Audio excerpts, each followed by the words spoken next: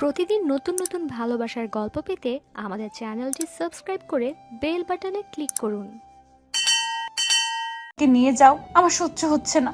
হঠাৎই ওর মুখে এমন কথা শুনে আরো বেশি অবাক হয়ে গেলাম। একটু আগে যে মেয়েটা অনেক হাসি খুশি ছিল আর মুহূর্তেই ওর কি হয়ে গেল, নিজের পুরনো খারাপ অতীতটা তাকে কষ্ট দিচ্ছে না তো? এই মেয়ে কান্না করছো কেন? কথা বলো। আমাকে এখান থেকে নিয়ে যাও। কিন্তু কেন? আমার মতো একটা পতিতা এমন নিষ্পাপ ফুল ছুতে পারে না, আর এই চাঁদের আলো আমার মতো বাজে মেয়ের উপর মানায় না। কেমন কদাকার দেখায়। বলে মেয়েটা কান্না করতে লাগলো। এই তুমি এগুলো কি বলছো? একদম উল্টাপাল্টা বলবে না, এখন থেকে তুমি আমার বউ। বলেই ওর চোখের পানিটা মুছে দিলাম আর ওর কপালে ঠোঁটের উষ্ণতা এঁকে দিলাম। মেয়েটা তখন শুধু নির্বাক হয়ে আমার দিকে অবাক চোখে তাকিয়ে রইল। আর তখনই মেয়েটাকে নিজের সর্বোচ্চ শক্তি দিয়ে জড়িয়ে ধরলাম। আর ও তখন কেমন কেঁপে উঠলো। যখন আমার কাছ থেকে ওকে ছুটালাম তখন ও কেমন করে যেন আমার দিকে তাকিয়েই আছে। হয়তো আনিকা ভাবছে ওর সাথে আমি যা করছি সবই ওকে ভোগ করার জন্য বা তার অসহায়ত্বের সুযোগ নেবার জন্য। কিন্তু আমার মনে শুধু একটা কথাই, যতদিন বেঁচে থাকবো কোনোভাবেই আর এই মেয়েটাকে কষ্ট দিব না, সব সময় ওর পাশে থাকবো। ওকে নিয়ে ঘরে চলে আসলাম আর বিছানায় শুয়ে পড়লাম। আনিকা তখন আমার পাশেই শুয়েছিল। আর তখনই আনিকার কথাটা মনে পড়লো। একটু আগে বলেছিল বাঙালি মেয়েরা চায় সবসময় তার স্বামীর বুকে মাথা রেখে ঘুমাতে, হয়তো ওরও এমনই ইচ্ছা ছিল। যাই হোক, তখনই আনিকাকে জড়িয়ে ধরলাম আর ও একদম চুপ হয়ে শুধু আমাকে দেখছিল। তখন ওর মাথাটা আমার বুকে রাখতে বলে ওকে জড়িয়ে ধরেই ঘুমিয়ে পড়লাম। সকালবেলা ঘুম ভাঙতেই দেখলাম মেয়েটা এখনো ঘুমিয়ে আছে। আহ, কি নিষ্পাপ মুখ, একদম ছোট বাচ্চাদের মতো করে ঘুমিয়ে আছে। তখন ওর কপালে আলতো করে একটা চুমু দিতেই ও কেমন জেগে উঠলো আর আমার দিকে একবার তাকিয়েই নিচু হয়ে গেল। তারপর দুজনে ঘুম থেকে উঠলাম, ফ্রেশ হয়ে খেয়ে দুজনেই হাসপাতালে আনিকার আম্মুর কাছে চলে গেলাম। ওর আম্মু তখন ঘুমাচ্ছিল। ওকে হসপিটালে রেখেই চলে আসলাম আর আসার আগে ওকে বলে এসেছি কোনো কারণেই যেন বাইরে বের না হয়, সবসময় আম্মুর পাশেই যেন থাকে, আর কোনো কিছু লাগলে আমাকে যেন ফোন দেয়। মেয়েটা শুধু মাথা নাড়ছিল। আমি অফিসে চলে গেলাম। আজ অনেকদিন পর অফিস যাচ্ছি। সবাই আমাকে দেখে আজ একটু বেশি অবাক, কারণ অনেকদিন অফিসে যাই না। যাই হোক, আনিকাকে নিজের লাইফে জড়ানোর সাথে সাথেই ভাবলাম নিজেকেও ঠিক করে ফেলি, ভালো হয়ে যাই আর ওকে নিয়ে সুখেই থাকি। 15 দিন পর আনিকার আম্মু এখন অনেকটাই সুস্থ, কিন্তু আরো কিছুদিন হসপিটালে থাকতে হবে আর একটা অপারেশন করতে হবে। ওই অপারেশনের উপরই নির্ভর করবে ওর আম্মু বেঁচে থাকবে না পৃথিবী থেকে বিদায় নিবে। তবে ডাক্তার যতটা আমাকে বলেছে বেঁচে যাবার সম্ভাবনাই বেশি। আর এই কথাগুলো আনিকা জানে না। সে জানে ওর আম্মু সুস্থ আছে আর খুব শীঘ্রই আবার আগের মতো হয়ে যাবে। আনিকা আমার লাইফে আসার পর আমি অনেক পাল্টে গেলাম। আমার অফিস সবকিছু এখন নিয়মিত চলে। তবে এখনো আমার একটা ভালো কাজ বাকি আছে, সেটা হলো আনিকার মামা ওই জানোয়ারের বাচ্চাটাকে শেষ করে দেওয়া। এখন প্রতিদিনই আনিকা আমার বুকে মাথা রেখে ঘুমায়, খুব শান্তি লাগে মনে। কিন্তু সবকিছুর ভিতরই আনিকা কেমন অস্বস্তি ফিল করতো। এই তো সেদিন রাতের বেলা, আনিকা তুমি কি কাল আমার সাথে আমার অফিসে যাবে? কেন? না, বলছিলাম কি আমার সাথে একটু ঘোরাঘুরি করলে হয়তো তোমার ভালো লাগতে পারে। ভালো ভালো বলতে আমার জীবনে কিছুই নেই, সবই অন্ধকার। তবে আমার জন্য তোমাকে চিন্তা না করলেও চলবে, তুমি নিজের জন্য চিন্তা করো। ওর এমন কথা শুনে একটু হতাশ হলাম। তারপর আবারও বললাম চলোই না একটু, তোমার ভালো লাগতে পারে। হুম। পরের দিন সকালে আনিকাকে নিয়ে অফিসে গেলাম। সবাই কেমন আমাদের দিকে হা করে তাকিয়ে আছে। আমার সব ফ্রেন্ডদের সাথে ওর পরিচয় করিয়ে দিলাম আর সবাই আমাদেরকে স্বাগত জানালো। ঠিক তখনই আমার অফিসের ম্যানেজার আমার ওখানে আসলো। উনি আসার পরে আনিকা কেমন অস্থির হয়ে যাচ্ছিল, বারবার নিজেকে আড়াল করতে চাচ্ছিল। ঠিক তখনই ম্যানেজার বলে উঠলো, স্যার, এই বেশ্যাটা কে আর এখানে কেন? সবার সামনে কথাটা বলতে আনিকা কেমন ভয়ে কাঁপতে লাগলো আর আমার মুখের দিকে তাকিয়ে থরথর করে কাঁপতে লাগলো। সবাই তখন কেমন করে যেন আনিকার দিকে তাকিয়ে রইলো। আনিকার চোখ বেয়ে বেয়ে গাল দিয়ে তখন পানি বের হচ্ছিল। ওর চোখে পানি দেখে নিজেকে ঠিক রাখতে পারলাম না। ম্যানেজার সাহেব, ভদ্রভাবে কথা বলুন, এভাবে কথা বলার অধিকার আপনাকে কে দিয়েছে? স্যার, যেটা সত্যি সেটা তো আমাকে বলতেই হবে। এই মেয়ে একটা পতিতা, চরিত্রহীনা, আর ওর সাথে আপনি কত টাকা দিয়ে ভাড়া করেছেন? মালটা কিন্তু... কি বললি কুত্তার বাচ্চা? বলেই সবার সামনে ম্যানেজার মারা শুরু করে দিলাম। সবাই তখন আমাকে থামাতে চেষ্টা করলো কিন্তু পারছিল না। এক পর্যায়ে সবাই ওরা ম্যানেজারকে বাইরে বের করে দিল। আমার মাথায় তখন রক্ত উঠে পড়েছিল। ঠিক সেই মুহূর্তে আনিকাকে এভাবে কষ্ট দেবার কারণেও খুব কষ্ট লাগছিল। মেয়েটা আসতে রাজি ছিল না আর আমার কথায় ও এসে সবার সামনে এভাবে নিজের দোষে আজ আবারও ও কষ্ট পেল। পুরনো অতীতটা ওকে ভুলাতে গিয়েও মনে করিয়ে দিলাম। ভাবতেই নিজের উপর তখন রাগ হতে লাগলো। তখনই আনিকাকে খুঁজতেই দেখলাম আনিকা নেই। ও গেল কোথায়? ওকে খোঁজা শুরু করলাম কিন্তু পাচ্ছিলাম না। বুকের ভিতর কেমন অস্থিরতা কাজ করছিল। ও যদি নিজের কোনো ক্ষতি করে ফেলে তাহলে তো নিজেকে আমি ক্ষমা করতে পারবো না।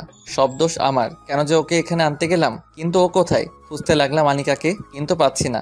অফিসে দারোয়ানকে জিজ্ঞাসা করতেই বলল ও নাকি বেরো হয়নি। তাহলে গেল কোথায়? খুব কষ্ট লাগছিল, নিজের একটু ভুলের জন্য ওকে হারিয়ে ফেলবো না তো। হঠাৎ অফিসের একটা কর্মচারী এসে বলল ও নাকি ছাদে গেছে। তাই আর এক মুহূর্ত দেরি করলাম না, একটা দৌড় মারলাম আর ছাদে চলে গেলাম। দেখলাম মেয়েটা ছাদ থেকে ঝাঁপ দিতে যাচ্ছে। ঠিক তখনই মেয়েটার হাত ধরে ফেললাম। এই তোর সাহস হলো কিভাবে এভাবেই নিজেকে শেষ করে দেবার? আমি বাঁচতে চাই না। আজ আমার জন্য তোমার কত বড় ক্ষতি হয়ে গেছে। একদম কোনো কথা বলবে না, আমার কিছুই হয়নি। ঠিক তখনই মেয়েটা আমার পায়ে পড়ে গেল। আজ আমাকে হেল্প করতে এসে আপনাকে কতটা অপমান সহ্য করতে হচ্ছে, সবার সামনে আপনাকে কত ছোট হতে হচ্ছে। প্লিজ আনিকা, এভাবে বলো না। সব দোষ আমার। আমি তোমাকে না আনলে হয়তো তোমাকে এই অপমান সহ্য করতে হতো না। তুমি আমাকে মাফ করে দাও, আমার জন্যই। এই তুমি এগুলো কি বলছো? আমার কোনো সমস্যা হয়নি, আমি তো পতিতা, তাই না? আর পতিতাদের এগুলো শুনে কোনো সমস্যা হয় না, তবে তোমার। বলেই আবার কান্না শুরু করে দিল। দেখো, একদম কান্না করবা না। আর মরতে যাচ্ছ কেন? তুমি যদি মরে যাও তোমার মাকে কে বাঁচাবে? মায়ের জন্যই তো বেঁচে আছি, কিন্তু আমি যে আর নিতে পারছি না। ওই মানুষটা আমার জীবনটাকে শেষ করে দিছে, শেষ করে দিছে। বলেই কান্না করতে লাগলো। কোন মানুষটা? না কিছু না। কোন মানুষ আমাকে বলো। না কেউ না। বলো বলছি। আর ওই ম্যানেজার তোমাকে কিভাবে চিনে? বলো বলছি, ও তোমাকে কিভাবে চিনলো? ও আমাকে চেনে, কারণ ও আমার মামা। কথাটা শুনেই মাথাটা নষ্ট হয়ে গেল। কি? যেই জানোয়ারের বাচ্চাটাকে আমি শেষ করার জন্য ভাবছি, যে জানোয়ারটা একটা মেয়ের সুন্দরভাবে বাঁচার অধিকার নষ্ট করে দিচ্ছে, যে জানোয়ারের বাচ্চা একটা পবিত্র দেহে জানোয়ারের মতো ঝাঁপিয়ে পবিত্র সম্পর্ক নষ্ট করে মেয়েটাকে অপবিত্র করেছে, সে আমার কোম্পানিরই ম্যানেজার। তাকে তো আমি শেষই করে দিব। মৃত্যুর যন্ত্রণা যে কতটা কষ্টের তাকে আমি বুঝিয়ে দিব। তুই মরার জন্য প্রস্তুত হ, কুত্তার বাচ্চা। আমাকে এই অন্ধকারে তুলে আনার কারণটা কি? আর আপনি কে? তোর জম। আপনি সামনে আসুন আর আমাকে প্লিজ ছেড়ে দিন। আমাকে কেন তুলে এনেছেন? কেউ লাইটটা অন করো। ঠিক তখনই লাইট অন হয়ে গেল। আর লাইট অন হতেই উনি বলে উঠল, স্যার আপনি? ম্যানেজার সাহেব কেমন আছেন? খুব খুব খুব ভালো। আচ্ছা ম্যানেজার সাহেব, এভাবে ঘামছেন কেন? আমাকে লোক দিয়ে কেন উঠিয়ে এনেছেন? শুধুমাত্র কিছু হিসাব নিকাশের জন্য। ওইগুলো তো অফিসেই মেটাতে পারতেন, আর আমি সব হিসাব তো আপনাকে দিয়েই দিয়েছি। ম্যানেজার সাহেব, অফিসের হিসাব অফিসে দিচ্ছেন, কিন্তু জীবনের হিসাব একটু মিলিয়ে নিব না? মানে কি স্যার? আচ্ছা ম্যানেজার সাহেব, আপনাকে কিছু প্রশ্ন করব। করেন, তবে কি প্রশ্ন? বেশি কিছু না। আচ্ছা ম্যানেজার সাহেব, আপনার ছেলে মেয়ে কয়জন? কেন? যেটা বলছি উত্তর দেন। এক মেয়ে আছে। খুব ভালো। আরেকটা প্রশ্ন, কি? আপনি কি আপনার মেয়েকে রেপ করতে পারবেন? স্যার, মুখ সামলিয়ে কথা বলুন, নয়তো। নয়তো কি? একদম চুপ করে থাকবি জানোয়ারের বাচ্চা, নয়তো এখনই একদম ওপারে পাঠিয়ে দিব। আপনি এমন করছেন কেন?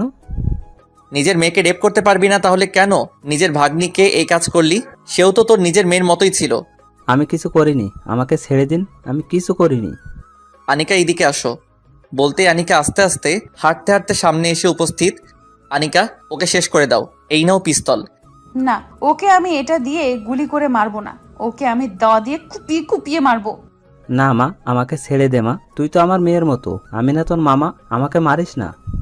ঠিক তখনই আনিকা দা দিয়ে প্রথম আঘাতটা ও ডান হাতে করলো আর বলল, এই হাত দিয়ে সেদিন আমার গায়ে প্রথম টাচ করেছিস। মা তুই আমার মা, তুই আমার মেয়ে, আমাকে মারিস না, আমি তোর মামা, আমাকে মারিস না মা। ও মা, আমাকে মারিস না তুই। মা বলছিস? ছি, ওয়াক, থু, তোর মুখে থুতু। কোথায় ছিল তোর মা যেদিন জানোয়ারের মতো একটা অসহায় মেয়ের উপর ঝাঁপিয়ে পড়েছিলি? তুই মাফ পাওয়ার যোগ্য না, যে নিজের ভাগ্নিকে। বলেই আরো একটা আঘাত। তারপর আনিকা কেমন পাগলের মতো একের পর এক আঘাত করতেই লাগলো। হয়তো সেদিনের কষ্টের ঝাল আজ খুব ভালোভাবেই নিচ্ছে। মুহূর্তেই ওর মামা শেষ। তারপরও আনিকা তখনও উন্মাদের মতোই আঘাত করতেই লাগলো। আর ওই পাপীকে ওখানে শেষ করে দিলাম। এমন পাপীর কোনো মাপ নেই। সমাজে যারা এমন কাজ করে তারা কুকুরের চেয়েও নিকৃষ্ট। আর এত নিকৃষ্টদের সমাজে বাঁচার অধিকার নেই। ওদের মতো মানুষদের জন্যই সমাজে সৃষ্টি হয় হাজারো পতিতা, ধ্বংস হয়ে যায় হাজারো মেয়ের স্বপ্ন। বেছে নিতে হয় পতিতা বৃত্তিকে, নয়তো আত্মহত্যা করে চলে যেতে হয় পরপারে। আনিকাকে নিয়ে বাসায় চলে আসলাম আর দুজনেই ফ্রেশ হয়ে খাওয়া দাওয়া করলাম। খুব ক্লান্ত, তাই শুয়ে পড়লাম। ঠিক তখনই আনিকাও আমার পাশে শুয়ে পড়লো। আনিকাকে একটা টান দিয়ে বুকের উপর তুলে নিলাম। ও তখন একদম চুপ করে আছে।